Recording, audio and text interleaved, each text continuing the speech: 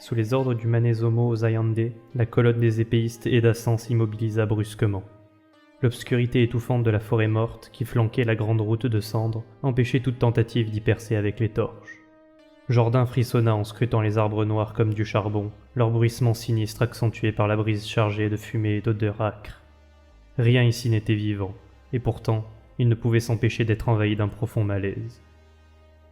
La guilde libre avait marché toute la nuit, espérant atteindre le bastion de feu de brume avant l'aube.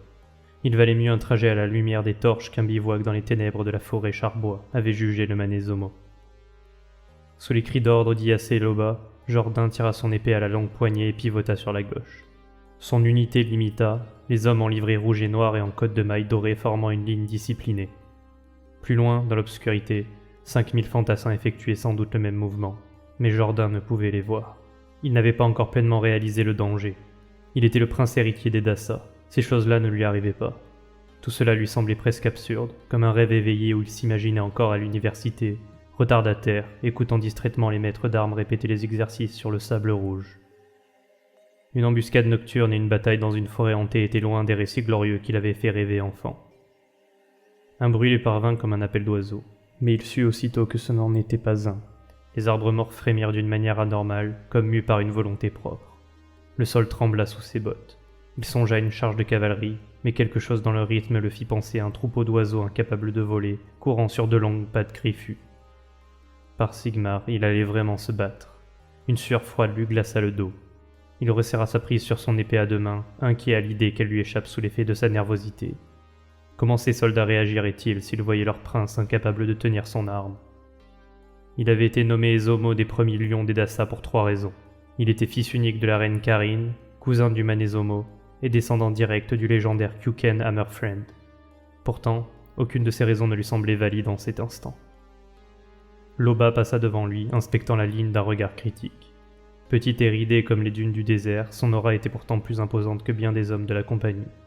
Il était dit qu'elle avait combattu aux dernières batailles des guerres des portes des royaumes, mais Jourdain doutait qu'elle fût si vieille. Les arcanites de la Légion clairvoyante n'étaient que des barbares, cria-t-elle, de vieux hommes dopés par leur maître perfide. Mais eux, ils forgeaient leur force par l'effort, la sueur et la foi en Sigmar. Elle ordonna à ses soldats, les lions des Dassa, de tenir leur rang. Soudain, un rugissement fusa dans la nuit. Loba jeta un regard à Jourdain. Ses yeux acérés détaillèrent son armure de cuir lamellaire, sa cape de laine rouge brodée du lion flamboyant et la couronne d'acier d'un Ezomo régimentaire. Ses vieux yeux la trompaient-ils ou les mains du prince tremblaient-elles? Jourdain esquissa un sourire nerveux. Juste de l'impatience, mentit-il. Les cris stridents des arcanites s'élevèrent dans la nuit. D'un bond, ils surgirent de la forêt. À la lueur des torches, leurs casques ornés de becs et leurs capes de plumes bleues les faisaient ressembler à un essaim d'oiseaux mécaniques. Jourdain sentit son cœur battre à tout rompre. « Chargez !» hurla Loba. Aussitôt, Jourdain se retrouva face à un colosse à la carrure massive armé d'un cimeterre. L'impact le projeta en arrière. Il esquiva de justesse une attaque descendante et, dans un mouvement instinctif appris sur le sable rouge, fit un pas de côté et repoussa l'arcanite d'un coup de pied. Le cultiste tituba et tomba sur la lame de Loba. Un frisson d'exaltation traversa Jourdain. Il était en train de vivre l'une de ces batailles dont il avait tant rêvé. Il harangua ses hommes. Sigmar réclamait ses terres. Mort aux légions du dupliciteux. Mort à l'œil qui a vu. Il riait, pas de peur, mais d'ivresse. Ils étaient comme les héros des guerres des portes des royaumes. Tout à coup, un cri le fit se retourner. Un guerrier chauve, sourire cousu et sans paupières, se rua sur lui. Jourdain esquiva, mais son manteau s'en mêla dans l'épée de l'ennemi. Le lion flamboyant brodé sur le tissu semblait le mordre. D'un coup de bouclier, le cultiste le heurta au poignet. Son épée tomba dans la cendre souillée de sang. Jourdain se retrouva désarmé face à un adversaire dont les yeux écarquillés le dévoraient d'une extase morbide. Alors qu'elle volait à son secours, Jourdain vit Iyase Loba s'effondrer sous ses yeux. Une lame avait transpercé sa gorge, réduisant à néant l'image de la guerrière invincible qu'il avait toujours connue. Son dernier râle s'évanouit dans l'air saturé de cendres et de cris. Ce n'était pas ainsi que les héros mouraient dans les récits. Pas comme ça. Un ricanement sinistre tira Jourdain de son hébétude. L'assassin de Loba, un arcanite à la silhouette décharnée, le regardait avec amusement. D'un geste fluide, il arracha sa lame du cadavre et projeta son bouclier vers Jourdain. Pris de court, le jeune prince recula précipitamment, trébuchant sur un bras inerte avant de s'écraser au sol. La douleur lui coupa le souffle, mais un éclat métallique à portée de main raviva son instinct de survie. Son épée gisait là. Il l'agrippa, et dans un mouvement désespéré, frappa les jambes du cultiste. L'arcanite poussa un cri strident, s'agenouillant sous l'impact. Une silhouette fondit sur lui, et Jourdain vit sa tête se détacher de son corps dans une gerbe de flammes roses et bleues. Il recula, horrifié, tandis que le cadavre du guerrier se consumait d'une étrange lueur, sa chair se rétractant, dévoilant un vieil homme en robe simple sous l'illusion d'un corps sculpté pour la guerre. Une terreur glacée s'empara de Jourdain. Il avait lu sur les rituels du changement, sur ces érudits transformés en bêtes de combat par des pactes impies, mais jamais il n'avait imaginé leur réalité aussi abominable. Autour de lui, c'était le chaos. La bataille était perdue. Partout, les soldats d'Edassa tombaient sous la fureur des guerriers de Tsinch. Des cavaliers aux montures d'un bleu éclatant fauchaient les fuyards le long de la route. Jourdain trébucha sur les cadavres de ses compagnons, des visages familiers désormais figés dans la mort. Un goût amer lui monta à la gorge et il vomit contre une roue de chariot avant de se redresser, tremblant mais vivant. Un dernier carré de soldats résistait à l'ouest, mais leur fin était inéluctable. Une froide résignation s'imposa à Jourdain. Il avait toujours rêvé d'un destin glorieux, d'un combat digne des légendes, mais voilà qu'il allait périr ici, dans une défaite écrasante. Une poignée d'arcanis s'approcha, lent, savourant l'instant. Jourdain raffermit sa prise sur son épée. Il récita une prière à Sigmar, une prière qu'il ne put achever lorsqu'un premier cultiste bondit sur lui. D'un geste fluide, il part à l'attaque, enchaîna une esquive puis fit trébucher son adversaire. Il enchaîna instinctivement les manœuvres apprises sur le sable rouge, multipliant les frappes avec une précision née du désespoir. Mais ils étaient trop nombreux. Un bouclier le frappa de plein fouet, le projetant violemment au sol. La mort, pensa-t-il en fermant les yeux.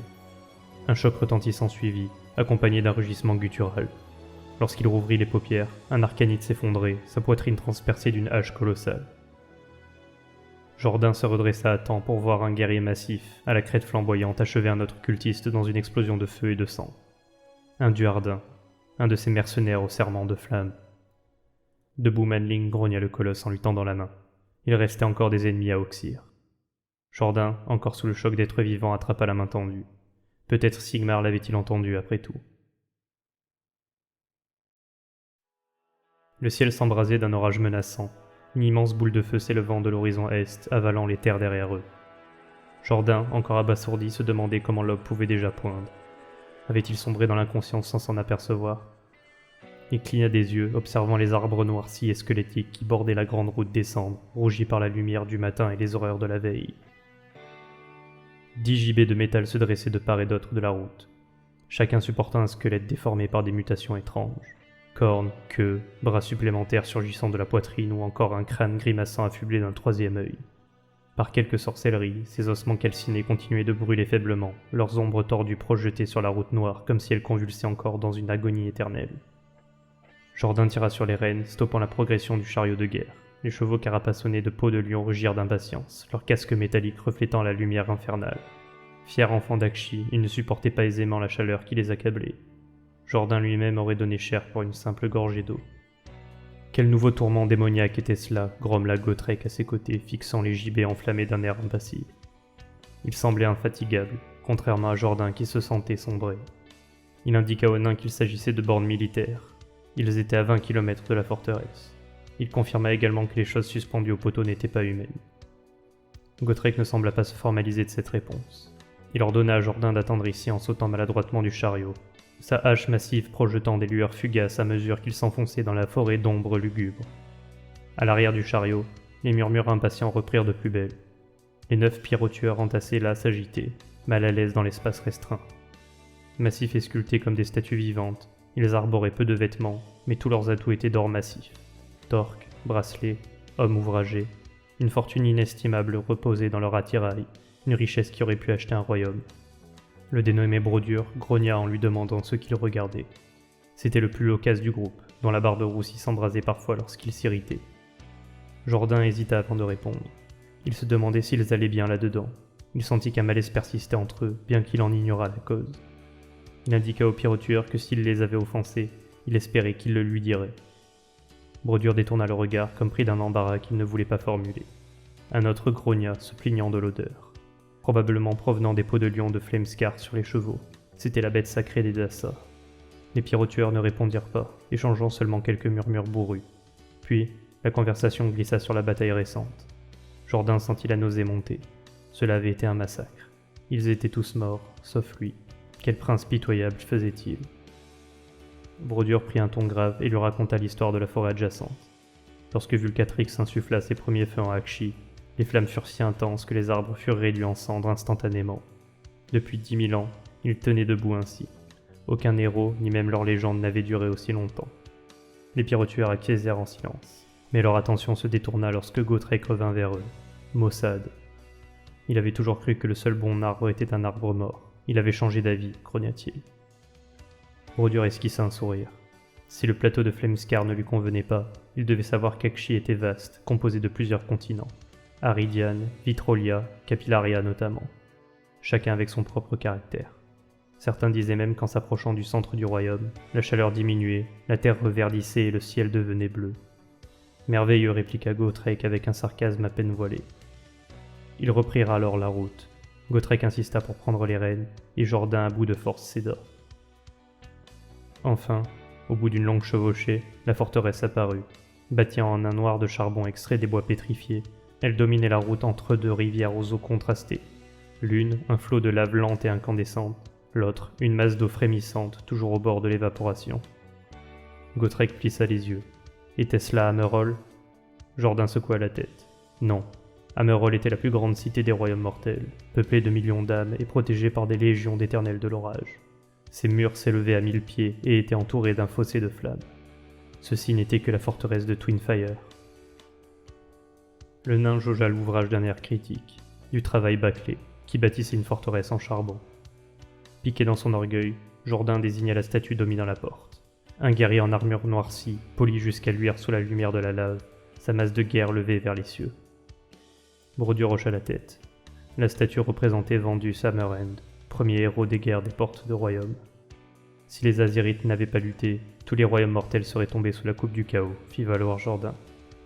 Le Battlesmith grognait avec scepticisme alors que Gotrek levait un regard pensif vers l'effigie dressée devant eux. Jourdain, qui l'observait, ne pouvait s'empêcher de ressentir une distance insurmontable entre lui et le Duardin, une altérité qu'il ne parvenait pas à expliquer. Curieusement, il se sentait plus proche de Brodure et de ses compagnons pyrotueurs que de Gotrek lui-même.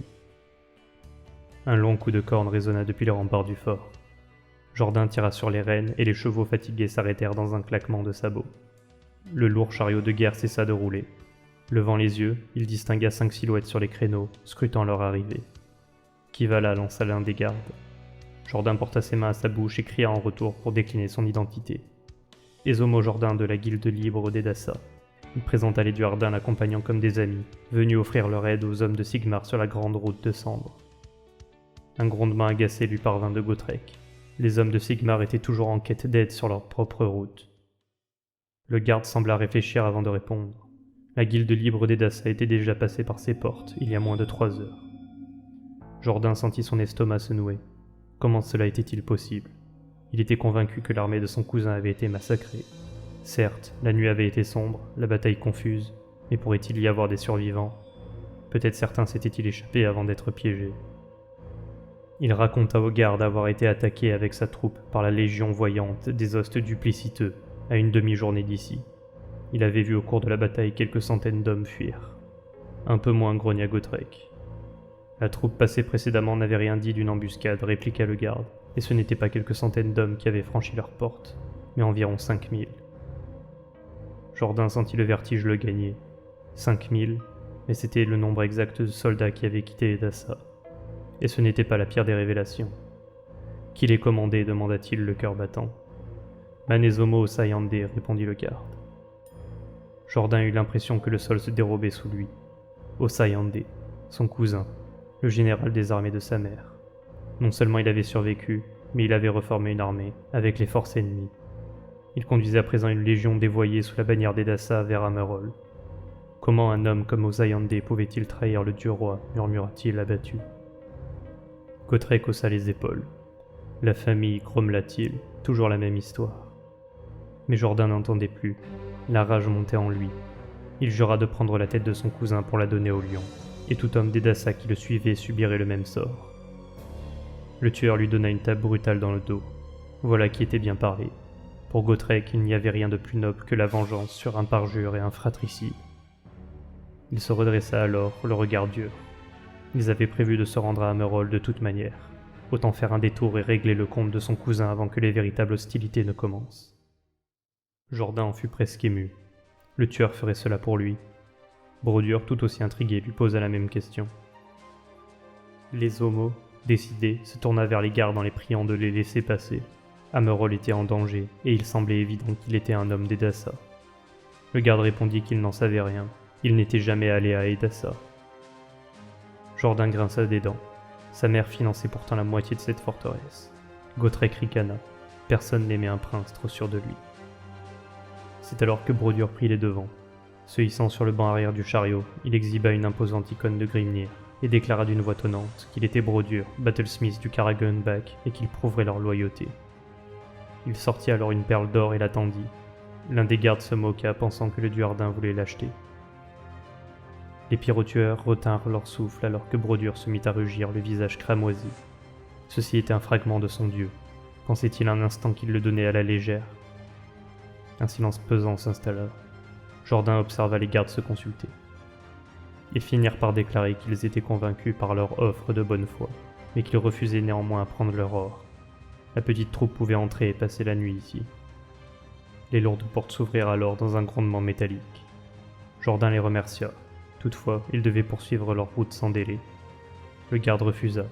Ils devraient attendre le retour de la gardienne Karamé. Elle seule pourrait attester de leur identité. Gotrek effleura la lame enflammée de sa hache. Il lui suffisait d'un mot. Jourdain prit une profonde inspiration et refusa la proposition du nain. Il ne lèverait pas les armes contre de vrais soldats de Sigmar. Il leva alors les yeux vers les remparts et déclara qu'il avait hâte de rencontrer la gardienne au matin. Puis il claqua les rênes et le chariot roula lentement à travers les portes ouvertes. En jetant un regard en arrière, il aperçut Brodure ranger sa précieuse perle d'or. Il remercia le Battlesmith pour son offrande avec gratitude. Brodure renifla, le regard sombre. Il ne l'avait pas fait pour lui. Il ajouta qu'il devait s'empresser de trouver une voie d'échappatoire dans cette forteresse, au cas où cette gardienne Karamé ne soit pas convaincue de leur identité. Dans une auberge bondée, Brodure contemplait sa bière sans y toucher. Elle était tiède et sans la saveur sulfureuse à laquelle il était habitué. Autour de lui, les soldats de Twinfire veillaient en permanence, et ses compagnons pyrotueurs chantaient bruyamment une chanson à boire une baki. Gotrek, de l'autre côté de la table noire et poisseuse, engloutissait un plat de jambon et d'œufs avec l'appétit d'un ogre, tandis que Jourdain dormait affalé sur la table. Brodure l'observa avec amertume, perplexe face à l'attachement du Doomseeker pour cet humain insignifiant. L'atmosphère de la taverne était épaisse de rire et d'ivresse. Les clients, soldats, charretiers et paysans, tentaient d'ignorer les pyrotueurs, mais leur présence était impossible à éluder. Brodure, quant à lui, restait pensif, faisant rouler une perle d'or entre ses doigts. Tandis que Gotrek se plaignait bruyamment de la nourriture, comparant le jambon à de la chair de Magmadros souillée, Brodure s'efforçait de ne pas réagir. L'éternelle grogne du tueur devenait un poids difficile à supporter, même pour la patience endurante d'un Duardin. Pour s'occuper, il reprit son travail de graveur, incisant la perle d'or avec un petit ciseau. Curieux, Gotrek s'interrompit pour l'observer. Brodure lui expliqua que les Battlesmiths Umbaki enregistraient leurs histoires en gravant des runes sur des perles d'or, lisibles au toucher. Gotrek, intrigué, examina l'ouvrage. À la surprise de Brodure, il montra une rare lueur d'intérêt en découvrant qu'il s'agissait du récit de leur voyage. Cependant, l'instant de complicité fut de courte durée. Gotrek sombra de nouveau dans sa morosité, affirmant n'avoir nul besoin d'un conteur. L'ambiance joviale s'évanouit soudainement lorsqu'un homme entra dans l'auberge. Squelettique, vêtu de haillons couleur améthyste souillés de suie, il se déplaçait comme une ombre inquiète. Les conversations s'éteignirent, même parmi les pyrotueurs. D'un pas traînant, l'étranger demanda une bouteille d'arak des îles du Crâne avant de se retrancher dans un coin où personne n'osait s'asseoir. Gotrek reconnut l'individu grâce aux indications du barman. Il se nommait Utan Barrowalker, un ermite, un mage, et apparemment leur seule chance de quitter cet endroit discrètement avant l'aube. Brodure, sceptique, exprima sa méfiance. Un sorcier rencontré dans une taverne. Jamais dans l'histoire de sa loge cela n'avait apporté autre chose que des ennuis. D'un geste assuré, Gotrek lui prit sa bière et la vida d'un trait avant d'annoncer qu'ils allaient parler au magicien. Soupirant, Brodure ramassa ses affaires et suivit le tueur. Utan, aussi nerveux qu'un oiseau traqué, sursauta en voyant Gotrek s'approcher. De fines volutes d'énergie violette s'allumèrent dans ses orbites creuses alors qu'il agrippait sa table d'un air craintif. Gotrek, impassible, lui annonça qu'il avait un service à lui demander. Le mage ricana doucement. Les Duardins ne demandaient jamais de faveur, et encore moins à des humains. Ils avaient des vies bien trop longues pour s'endetter auprès de créatures aussi éphémères. Utan tapotait nerveusement sur la table, ses doigts effleurant de petites effluves spectrales. Gotrek, les yeux plissés de dégoût, raffermit sa prise sur sa grande hache. « Liche !» gronda-t-il. Le tavernier ne lui avait pas dit qu'il était un nécromancien. Gotrek lui ordonna de dissiper immédiatement ses esprits, ou il lui accorderait une fin aussi indolore que le permettait une hache trempée dans le feu d'un volcan. Brodure posa une main prudente sur le bras du tueur. Ce dernier menaça Brodure d'être le prochain à sentir son acier. Le Battlesmith ne renonça pas, indiquant à Gotrek qu'il n'était plus dans les royaumes du chaos. Ici, il ne pouvait pas tuer tout ce qui l'irritait. Y compris les nécromanciens, lança Gotrek avec un rictus. Brodure lui indiqua que Grimnir lui-même avait jadis combattu aux côtés du Seigneur de la Mort. Un rictus de mépris passa sur le visage du tueur, mais il abaissa néanmoins sa hache, bien qu'il ne lâchât pas Utan du regard. Le nécromancien murmura qu'il avait entendu parler d'un service. Gotrek grogna, méfiant. Il leur avait été dit qu'Utan connaissait les chemins à travers le charbois, ceux que les gardes ne surveillaient pas. Le nécromancien blêmit et secoua la tête avec force. Impossible. La dernière fois qu'il y était allé, une assassine Kainite avait failli le tuer. Gotrek et Brodure échangèrent un regard. L'assassine était-elle une elfe noire? Une Shadowblade, précisa Utan, l'une des plus redoutées assassines du dieu roi. Gotrek se renfrogna. Il indiqua qu'il avait déjà croisé son chemin. Le nécromancien se redressa, ses esprits se dissipant dans des chuintements d'éther. Finalement, il lui semblait qu'ils étaient tous embarqués sur la même barque pour le Styx, dit-il avant de présenter ses condoléances. Brodure fronça les sourcils. Si cette elfe était ici, soit elle traquait les Skaven qui leur avaient volé la rune maîtresse, soit elle se rendait à la guerre d'Amerol, voire les deux. Amerol, justement, répliqua Utan, c'était là qu'il voulait aller. Gotrek plissa les yeux et demanda pourquoi. Le Liche répondit que la cité était un bastion imprenable. Même une assassine Kainite aurait du mal à s'y infiltrer avec une armée du chaos devant ses portes. Une fois là-bas, il pourrait disparaître. Le nécromancien posa ses coudes sur la table et joignit les mains. Pour y parvenir, il devait traverser le portail ardent, une porte de royaume oublié. Il connaissait les rituels pour l'ouvrir. Gotrek tourna lentement la tête vers Brodure, cherchant son avis sans vouloir l'admettre. Le nain soupira. Ils étaient 9 berserkers Vulkites et un Doomseeker, dit-il en désignant Gotrek. De plus, celui-ci avait déjà survécu à cette elfe une fois. Il pouvait garantir à Utan un passage sûr jusqu'à Merol. Un sourire carnassier illumina le visage du nécromancien. Dans ce cas, il était prêt à partir. Gotrek se leva et lança un regard entendu à Brodure. Maintenant, il pouvait réveiller le prince. Le charbois était un lieu de mort et de silence. Aucun être vivant ne parcourait cette forêt pétrifiée où les arbres calcinés grinçaient comme des armures squelettiques sous le vent inexistant. L'air lui-même semblait fait de cendres, étouffant la lumière filtrant à travers la canopée brûlée. Ce lieu funèbre était un seuil vers Shaiish, le royaume de la mort. En tête du groupe, Brodure murmurait avec révérence en foulant ses terres maudites, honoré d'arpenter la forêt que Vulcatrix avait consumée. Jourdain, lui, ressentait un malaise grandissant. Il chuchota son inquiétude, ressentant une oppression surnaturelle, mais Gotrek lui répondit avec amusement, moquant son pessimisme.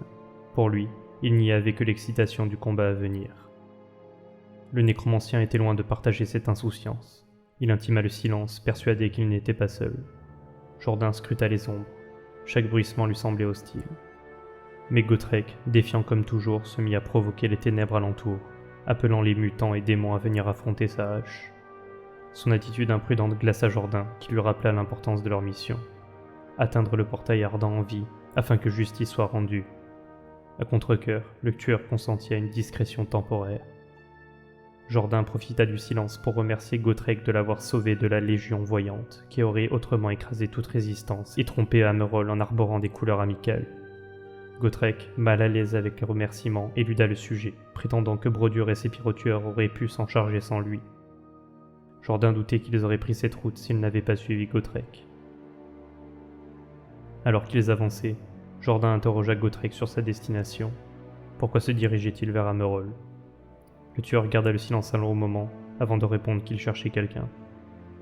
Lorsqu'on lui demanda s'il était certain de le trouver, il gronda, évitant le sujet.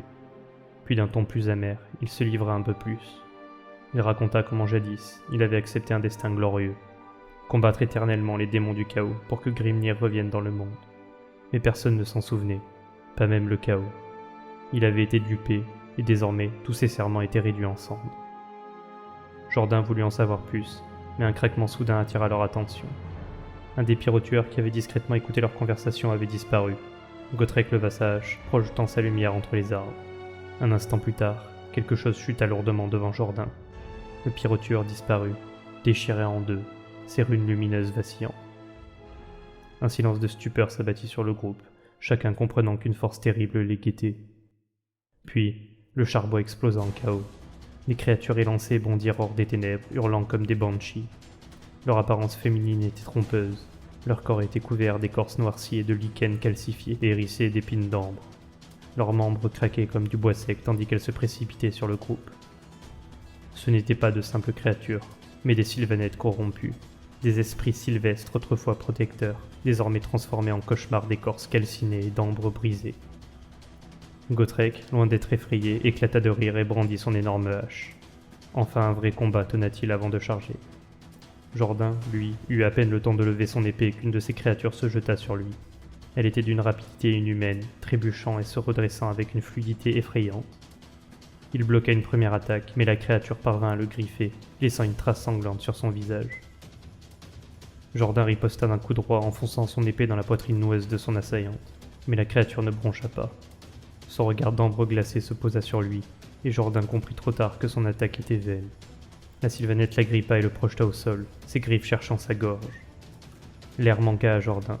Il tenta de se dégager, mais son épée était coincée dans l'armure végétale de son ennemi. Ses coups désespérés contre le torse dur de la créature n'avaient aucun effet. D'un coup, une lueur incandescente illumina son champ de vision, suivie d'une onde de chaleur. Les griffes se desserrèrent et Jourdain sentit une poigne puissante l'attraper par le col pour le tirer hors des cendres. Il reprit son souffle en toussant, avant de lever les yeux vers son sauveur. Encore lui, encore Gotrek, parvint-il à murmurer. La bataille était terminée.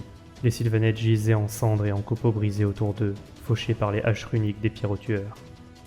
Pourtant, la tension ne retomba pas totalement. Utan réapparut, furieux. Il leur avait dit d'être discrets. Cette forêt était agitée. Jourdain n'apprécia pas son ton, en particulier provenant d'une personne qui s'était cachée pendant tout le combat. Mais le nécromancien avait raison. Quelque chose d'encore plus sinistre semblait veiller dans l'ombre. Alors qu'il débattait, un craquement sinistre résonna derrière Brodure.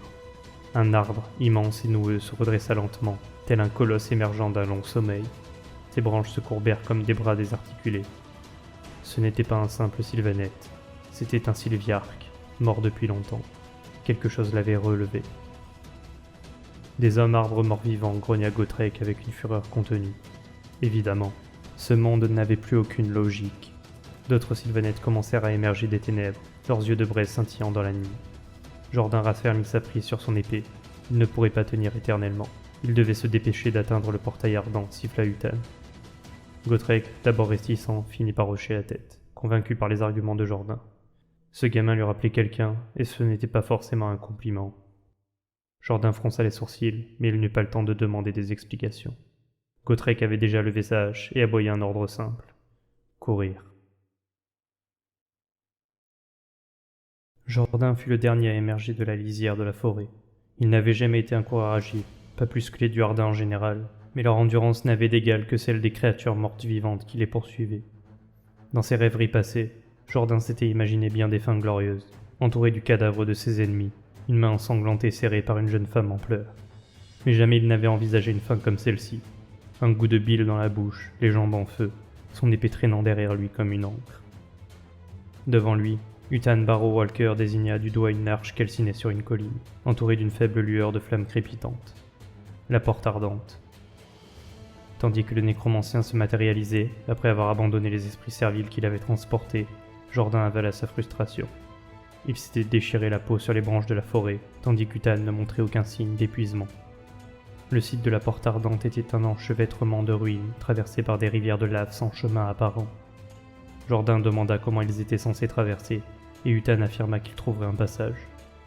Brodure insista pour y aller seul, arguant qu'il était le plus apte à braver un labyrinthe enflammé. Mais Utan refusa. Les ruines n'étaient pas vides, elles avaient été partiellement rebâties et fortifiées récemment. La chaleur qui s'en dégageait était insoutenable. Utan expliqua que l'endroit appartenait désormais à Tsinch, et que les chemins étaient mouvants, changeants, trompeurs. S'ils avançaient ensemble, la Légion de l'œil qui a vu les trouverait bien avant qu'ils atteignent la porte. Alors que Gotrek et Brodure discutaient de la meilleure approche, Un sylvanette flétri surgit des bois. Brodure l'abattit d'un coup de hache. Les berserkers pirotueurs éclatèrent en acclamations, se préparant à tenir la ligne contre la horde sylvanette qui approchait. Gotrek, de son côté, se résolut à accompagner Utan. Jourdain observait la scène avec une pointe de regret. L'idée d'un dernier combat lui avait toujours semblé noble, héroïque, mais à présent, il n'y voyait que la certitude d'une mort brutale. Gotrek lui laissa le choix, rester ou partir. Jourdain murmura une prière à Sigmar et suivit le nécromancien. Le passage à travers les champs de lave se révéla un supplice, les sentiers changés, se refermant parfois derrière eux.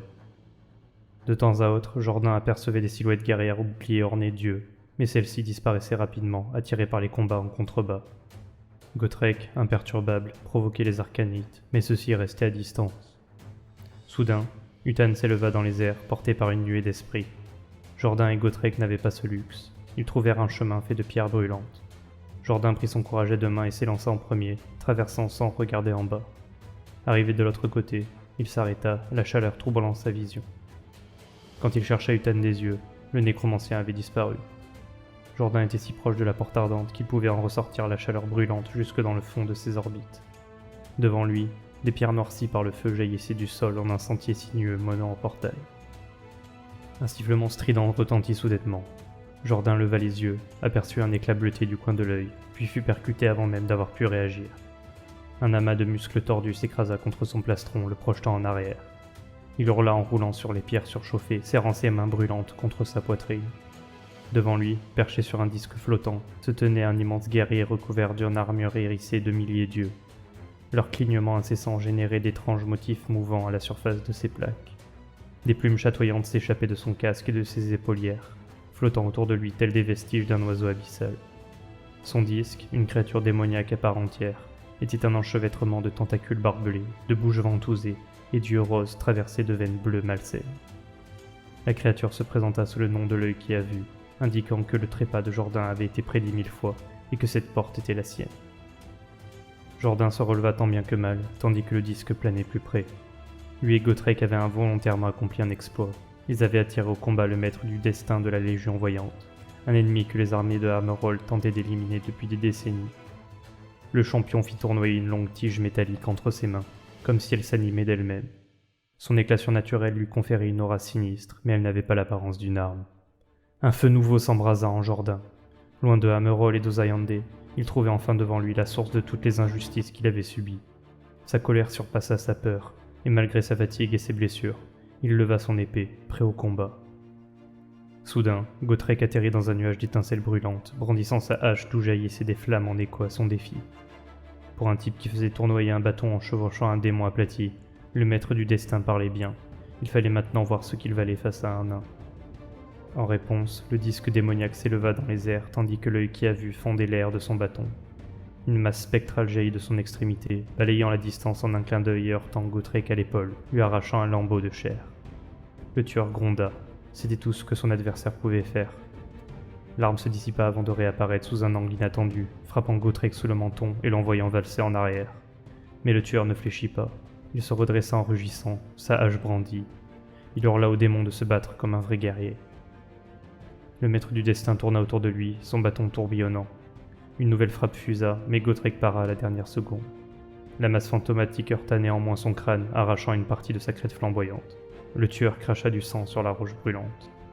Soudain, le sol trembla. Un hurlement funèbre traversa l'air brûlant. Les branches calcinées craquèrent comme si elles se consumaient dans un brasier. Jourdain se figea, réalisant qu'ils avaient négligé un autre ennemi. Les sylvanettes. Les pyrotueurs n'avaient pas pu les retenir. L'œil qui a vu tourna la tête vers la rivière de lave. Ses multiples yeux s'agrandirent. Une silhouette titanesque, un sylviarque en flammes émergea du torrent en fusion. Son écorce noircie prit feu instantanément, et il avança comme mu par une volonté dépassant son propre instinct de survie. Il tituba hors de la lave, puis s'effondra vers le sol. Gotrek esquissa un sourire, et, dans un ultime effort, agrippa la cheville du maître du destin au moment où le sylviarque s'écrasait sur eux. Dans un hurlement, le disque démoniaque bondit en l'air, projetant son maître sur Gotrek. Plus si vif maintenant, rugit le nain. Jourdain hurla tandis que l'arbre en flammes s'écrasait sur les deux combattants. Une explosion de braise et de cendres envahit l'air. Jourdain protégea son visage sous son manteau, suffocant dans la fumée âcre. Lorsqu'il rouvrit les yeux, il vit avec stupeur le maître du destin s'extirper des décombres, éructant une série de sifflements et de cliquetis. Son disque, en vol stationnaire, descendit vers lui. Une de ses innombrables pupilles se braqua sur Jourdain, émettant un cri strident. Le maître du destin tourna enfin son regard vers lui. Jourdain raffermit sa prise sur son épée, pleinement conscient de son insignifiance face à une telle puissance. Mais il tint bon.